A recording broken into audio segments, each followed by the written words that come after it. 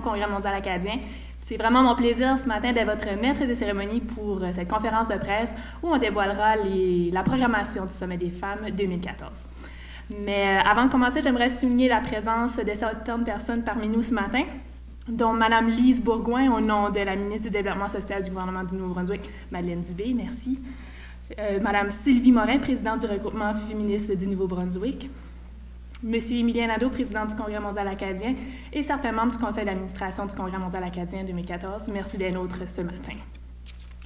Donc, on va déjà commencer cette conférence de presse en invitant Monsieur Nadeau, président du Congrès mondial acadien, à venir nous adresser la parole ce matin.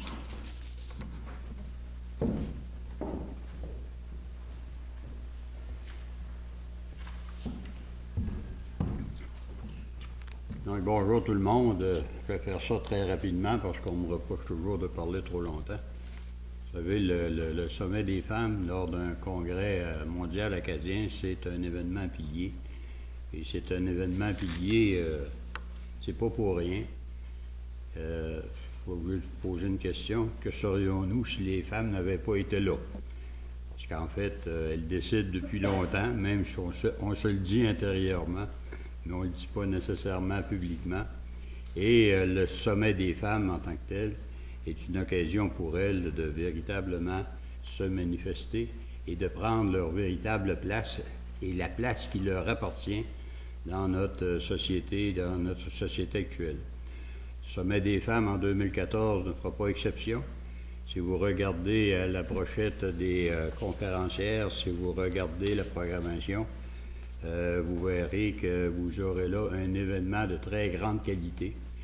Et j'invite évidemment toutes les femmes à s'inscrire au Sommet des femmes. Je pense qu'elles ne le regretteront pas et qu'elles pourront poser des bases solides quant à l'avenir à la fois des Acadiens du monde et des Acadiennes du monde, et quant à l'avenir aussi de ce qu'elles pourront faire dans les différents postes de décision. La parité homme-femme, on ne l'a pas encore atteint, mais ce serait fort probablement une bonne chose que de l'atteindre un jour, et c'est par ce genre d'activité-là, entre autres, que les femmes peuvent prendre véritablement leur place et peuvent nous faire comprendre aussi que c'est très important qu'elles soient là, parce qu'on serait peut-être dans un monde meilleur. Donc, merci beaucoup, puis bon Sommet des femmes, puis j'aimerais remercier toutes les organisatrices de ce sommet-là. Je pense qu'elles font un travail formidable. Il s'agit de regarder ce que vous avez là, on vous le présentera dans quelques minutes. Vous verrez que ça va être quelque chose de qualité, quelque chose à voir et quelque chose dans lequel il faut évidemment participer. Je ne le sais pas, Madame la Présidente nous le dira. Ce serait peut-être important que quelques hommes aussi soient au Sommet des femmes, ne serait-ce que pour écouter. Merci.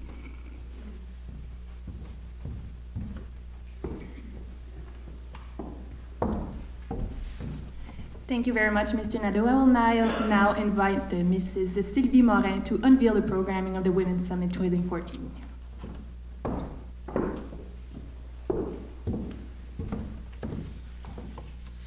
Bonjour, merci de vous être déplacés pour venir aujourd'hui entendre la programmation du Sommet des femmes 2014. Donc, Sylvie Morin, présidente du regroupement féministe du Nouveau-Brunswick, nous avons, dans le fond, travaillé avec le comité organisateur qui regroupe des femmes provenant des 3 régions hôtesses de l'Acadie des terres et des forêts pour développer cette programmation-là que je vais vous présenter aujourd'hui. Donc, j'aimerais vous rappeler, en commençant, que le Sommet des femmes va se tenir du 17 au 19 août 2014 et le thème qui va guider les échanges et les discussions lors de ce sommet-là est « Partout les femmes décident, les femmes agissent ». Donc, ce thème-là, général, va s'articuler autour de 3 grands axes. Premièrement, on va discuter de la participation des femmes au quotidien et dans la communauté. On va aussi s'intéresser à l'accès des femmes aux postes de pouvoir, mais aussi à la prise en considération des réalités des femmes dans les prises de décision. Donc, même quand les femmes ne sont pas là, est-ce qu'on prend en considération la réalité dans les prises de décision? L'objectif de ce sommet-là, c'est que les femmes qui y participent puissent échanger, se concerter, célébrer et agir autour du thème « Partout les femmes décident, les femmes agissent ». Everywhere women decide, women act. Donc, on est heureuse aujourd'hui de vous dévoiler la programmation principale du Sommet des femmes 2014. Je vais vous présenter tout à l'heure le site d'inscription où les femmes pourront aller pour s'inscrire pour le sommet. Aussi la page Facebook de l'événement qui va vous présenter au cours des prochains mois les événements pré-sommet qui vont avoir lieu, mais aussi les éléments qui vont s'ajouter au niveau de la programmation. On a pour ce sommet des femmes-là de nombreuses conférencières et animatrices qui ont une expertise, une expérience qui est riche et qui vont venir échanger avec nous, qui vont venir guider les discussions. Parmi ces conférencières-là, on est heureuse d'annoncer la venue de Mme Michelle Taïna Odette, qui est présidente de l'Association des femmes autochtones du Canada, qui va prononcer une conférence intitulée « Quand les femmes autochtones relèvent le défi du changement social ». On vous invite à consulter les biographies des autres conférencières qui vont être disponibles sur la page du Sommet des femmes, sur la page du CMA 2014, pour en apprendre un peu plus sur les femmes qui vont participer à ce sommet-là, qui vont animer les discussions.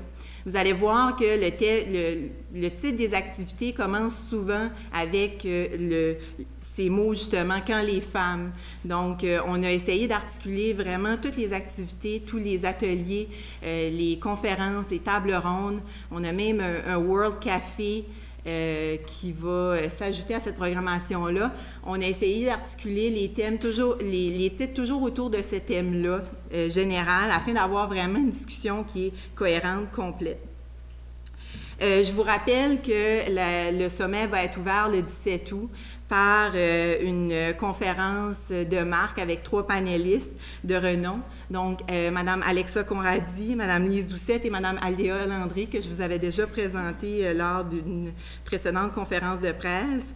Elles vont nous entretenir justement sur la représentation et la participation des femmes au processus de prise de décision. Puis, par la suite, lors des journées du 18 et du 19 août, on va avoir une diversité d'activités qui vont aller de l'atelier, conférence, comme je vous mentionnais, World Café. Même en fin de journée, le 18 août, on va avoir ce qu'on appelle les grandes jasettes qui vont être ouvertes au grand public.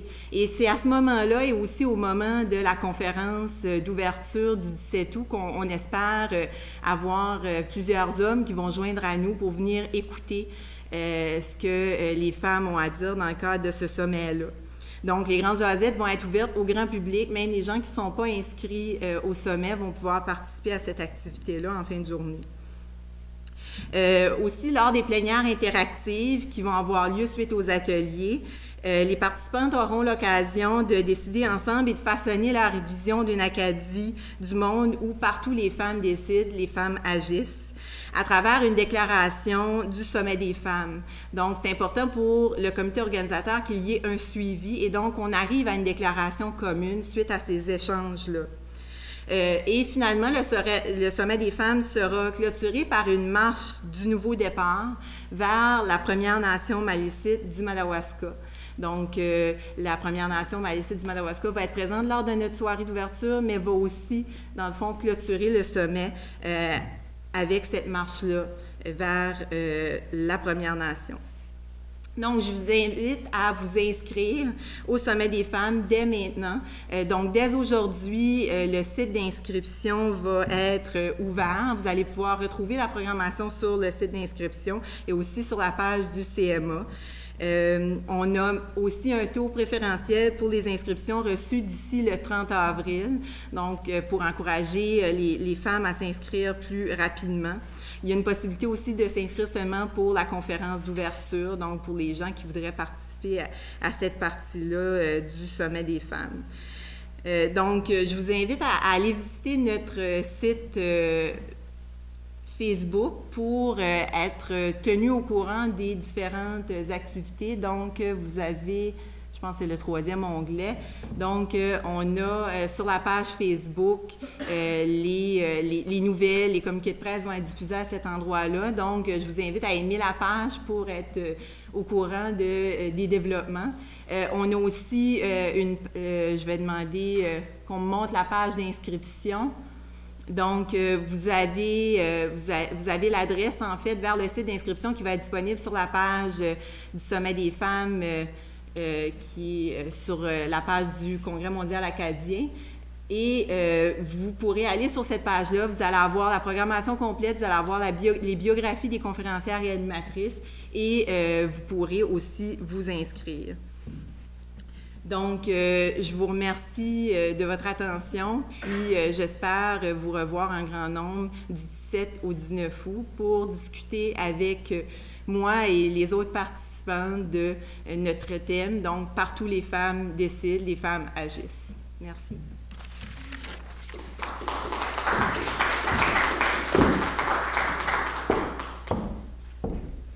Merci beaucoup, Mme Morin. Donc, un sommet qui s'avère fort prometteur et qui, on vous le rappelle, aura lieu du 7 au 19 août pendant les festivités du Congrès mondial acadien. J'inviterai donc maintenant M. Léopold Charret, directeur général du Congrès mondial acadien, à vous dire quelques mots à son tour.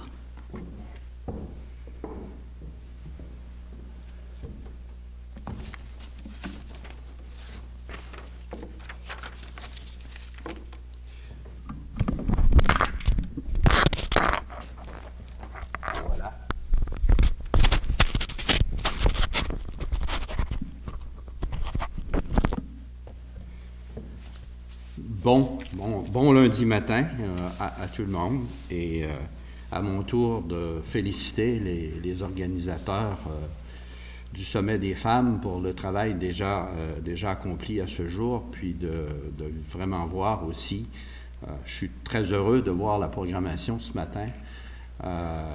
Je pense que ça donne un avant-goût de ce que ce sera, et comme M. Nadeau disait, ça intéresse même les hommes. J'espère qu'on pourra y aller nous aussi. Et c'est le genre d'événement, je pense, qu'on aura pendant tout le Congrès mondial acadien. Vous voyez la qualité des préparatifs. Je peux vous assurer, comme directeur général, que vous allez retrouver cette qualité-là dans l'ensemble des activités qui se préparent pour le Congrès mondial acadien. Je voudrais en profiter ce matin pour remercier aussi tous les journalistes qui sont là et vous dire comment on a besoin de vous. Je pense que, et je vais peut-être faire ce petit bout ici en anglais pour signifier aussi la présence de WAGM qui est avec nous ce matin aussi.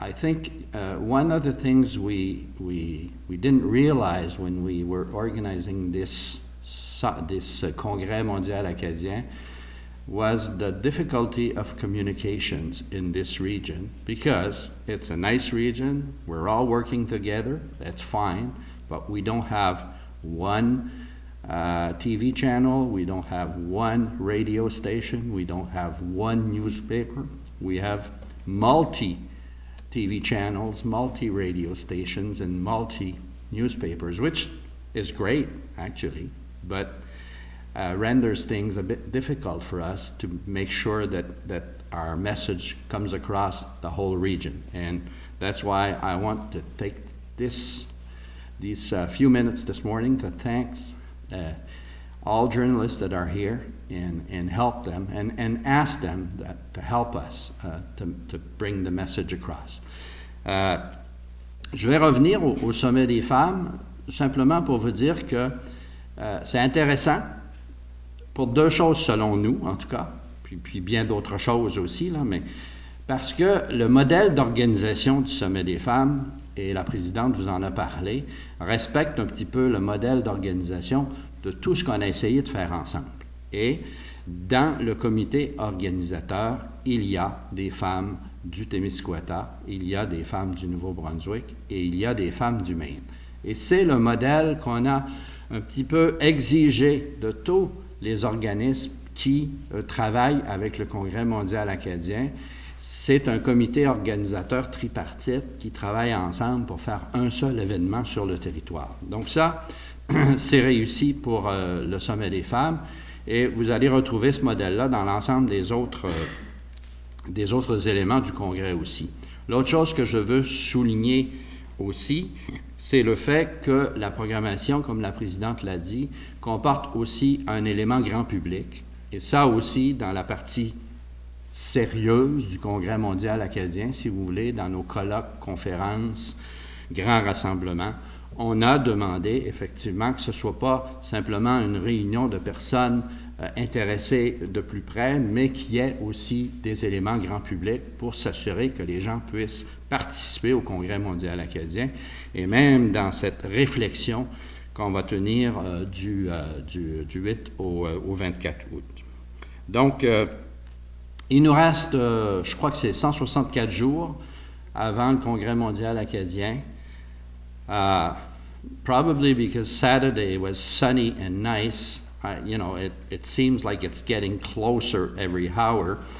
And we are very excited, and we know that everything is ready, everything is on schedule. We will start on the 8th, that's a promise. Donc, le 8, ce sera le Congrès mondial acadien qui débutera. Prêt, pas prêt, hein, comme on dit, prêt, pas prêt, on y va, là. Donc, nous, tout ce que je peux vous dire, c'est que sur les préparatifs, et dans les prochaines semaines, vous allez vous rendre compte qu'il va y avoir un défoulement, là, de conférences de presse ou de points de presse, ou parce qu'on a tellement de belles choses à vous dire, puis je sais que vous allez être avec nous. Alors, je vous remercie encore une fois d'être là. Si vous avez des questions, je serai disponible après, comme la présidente et comme le président du Congrès aussi. Je vous remercie encore une fois et je vous souhaite une excellente semaine. Thank you very much.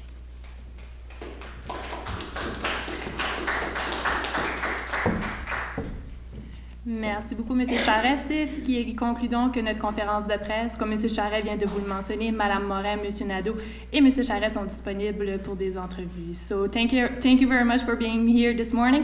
And Mr. Charest, Mr. Nadeau, and Mrs. Morin will be available for interview right now. Thank you very much and have a good day.